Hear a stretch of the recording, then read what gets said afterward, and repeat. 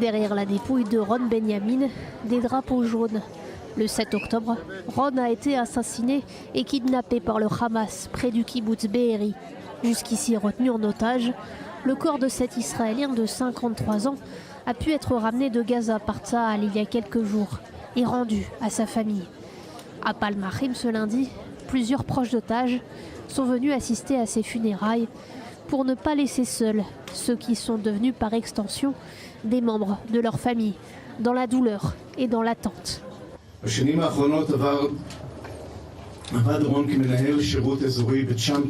Ces dernières années, Ron travaillait comme gérant local pour le garage Champion Motors. Il habitait Rehovot, il aimait la vie, savourait un bon verre de bière face à la mer, mangeait un hamburger frites et écoutait du rock.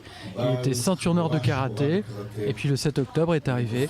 Ron est sorti de la maison pour faire une balade à vélo près de Be'eri. Quelques minutes après son arrivée, les alertes ont commencé à retentir et il a décidé de ne pas rester là. Il a envoyé à sa fille Shai des messages audio où il raconte qu'il y avait des alertes, qu'il était dans le pourtour de la bande de Gaza et qu'il ne savait pas quoi faire. Mais il savait qu'il allait rentrer à la maison. Il a essayé de rentrer auprès de sa famille.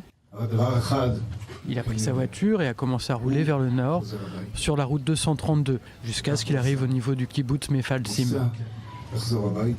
C'est là qu'il a été arrêté par un groupe de terroristes. C'est là qu'il a été enlevé. Aujourd'hui, 7 mois après le début de la guerre, nous disons au revoir à Ron. Nous comprenons qu'il n'est plus avec nous et qu'il n'avait que 53 ans.